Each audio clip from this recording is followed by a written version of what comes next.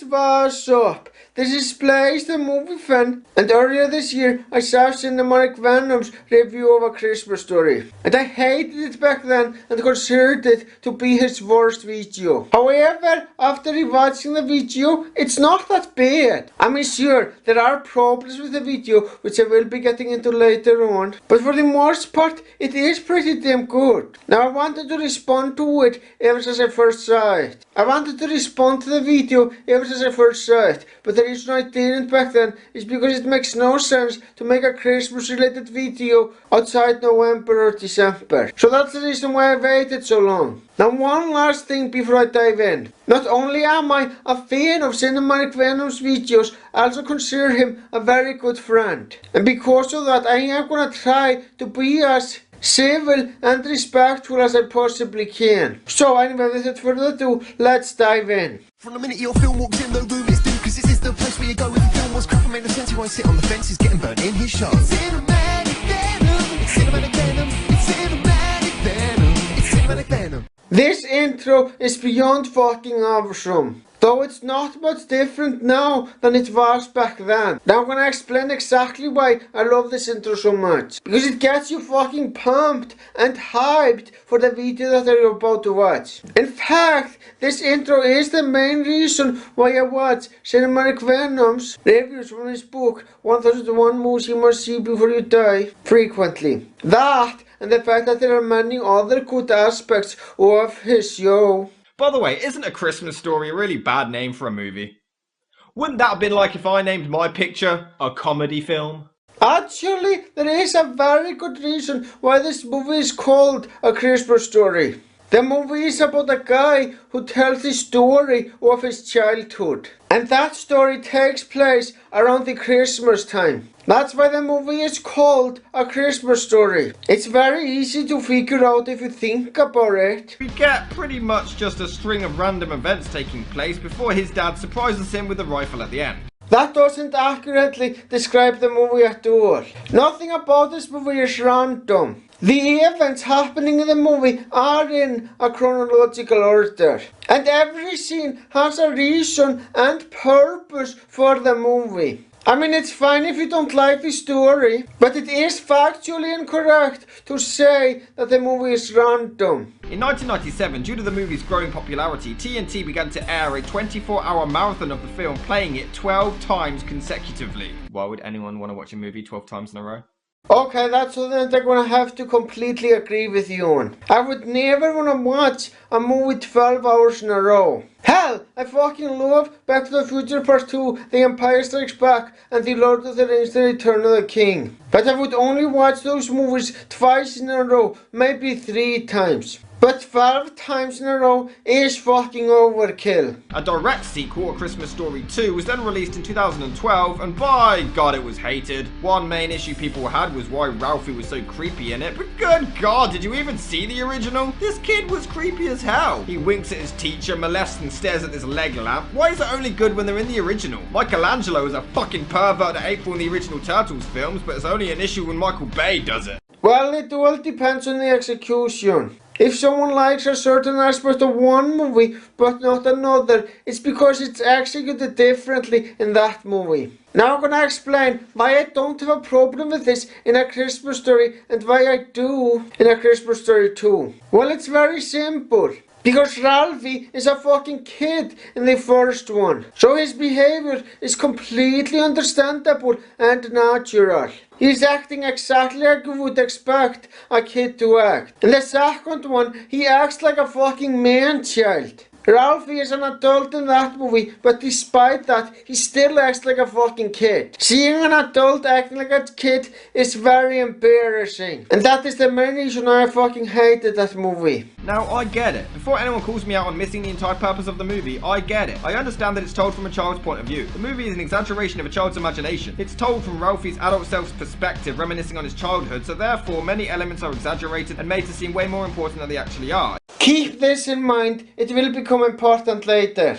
Firstly, the narrations from Ralphie's adult self are almost all entirely pointless. All he does is inform us of things that we're already seeing or are about to see. Now look, I don't have a problem with you hating the narration. It's your opinion and you are entitled to it. But there is one problem that I have with this video that I have to point out. And that's the fact that you constantly hammer in this point. And it does get old after a while. Now I completely get that you don't like the narration, that's fine. But being repetitive is something that you want to avoid doing, not just in reviews, but in any videos you make on the internet in general. Because if you repeat yourself too much, it becomes very old, redundant, and not to mention annoying after a while. Now look, there's nothing wrong with giving examples of what you're talking about. But in this particular video you give far too fucking many examples. I mean, I got it the first time you said it.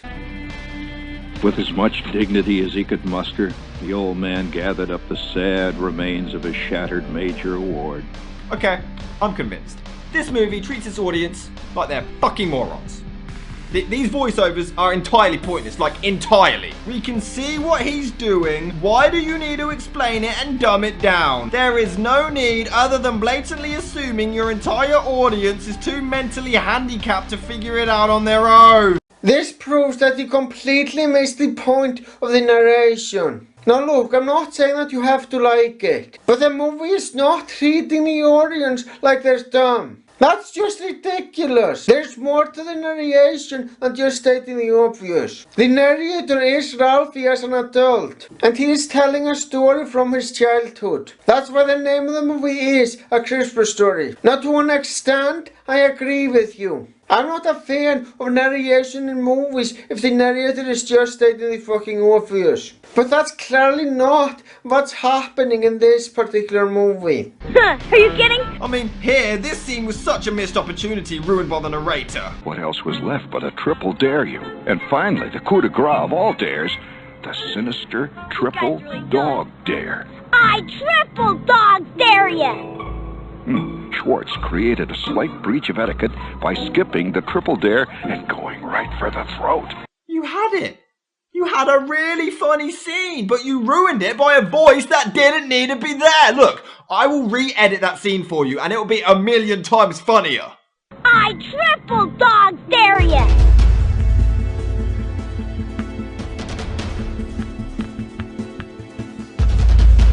Alright. You're welcome.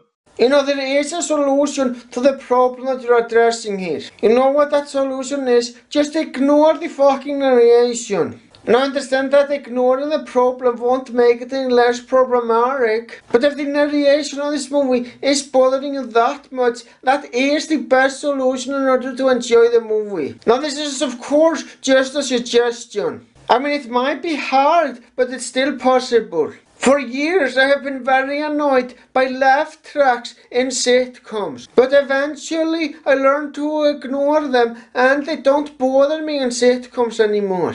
This is another missed opportunity. Check this out. Oh. Fudge.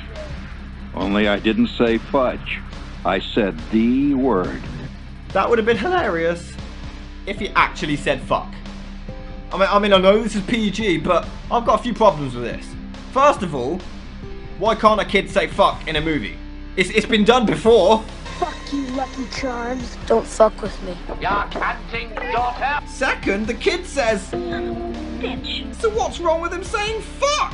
I'm not a big fan of that scene either. In fact, I have my own problems with it. It is in fact, in my opinion, a bad scene in an overall great movie. But your reason for not liking the scene is flawed. Now earlier on in the video, you brought up how TNT shows this movie on repeat every Christmas. If the word fuck was actually in the movie, they couldn't show it on television without censoring it. I think it's incredibly fucking stupid that you can't say fuck on American television. There are of course some exceptions, but on most TV networks in the US, you can't say the word fuck. So you know what happens when they show a movie that has that word? They censor the dialogue in the most ridiculous way possible. Oh, and the reason why Ralphie was able to say bitch is because you are allowed to use that word on American television. As a matter of fact, to prove my point, here is a scene from Snakes on a Plane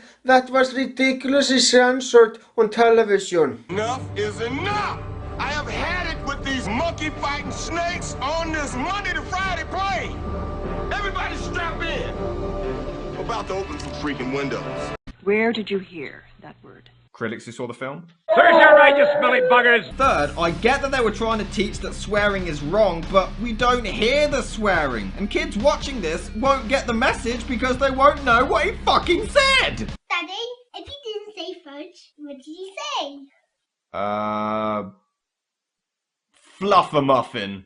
Well, in an earlier scene, we can clearly hear from the dialogue that he is referring to the F word. Now, when you say the F word, the first word that usually comes to most people's mind is the word fuck. Faggot is the second word that comes to mind. Those two are the only words that come to mind. And the word faggot wouldn't even make sense in that context. So it's obvious that he was saying fuck. I mean, it's very easy to figure that out. Wow! This movie completely misses the entire point of Christmas. I understand that it's from a kid's point of view, but The Grinch, Jingle All the Way, Home Alone, among others, start off being commercialised like Christmas is all about the presents, but the characters go through a transition to learn otherwise. They change at the end, but here, Ralphie wants this rifle and he gets it. He gets it, and other than a malfunction and hurting himself once, he suffers no conflict and gets to keep it. The entire message of the film is whine and bitch and you get what you want. It's Christmas is all about the presents, and if you don't get it, mope like a little spoiled brat because your family don't mean shit otherwise. Alright, I am willing to admit that is a good point. This movie really does have a bad message. Though I would argue that a movie doesn't need a good message in order to be good. As long as the story and the characters are likable, that's all what matters. Now, of course, this doesn't invalidate your point in the slightest. You still made a very good point. The acting is all around decent except for the bullies who have zero personalities. They're mean just because they're mean. But come on, check this out. Blockbuster Buster finally has some competition. And just how irritating is this laugh? Shut up! Well, of course he is fucking annoying. He's a fucking bully. Aren't most bullies like that? Also, most bullies don't have reason to do mean things other than the fact that it's fun for them. So I don't really see how that's a special case for this particular bully. This beloved family film is also insensitively racist. Take the horn with power of glory. Ra ra ra ra ra ra ra ra.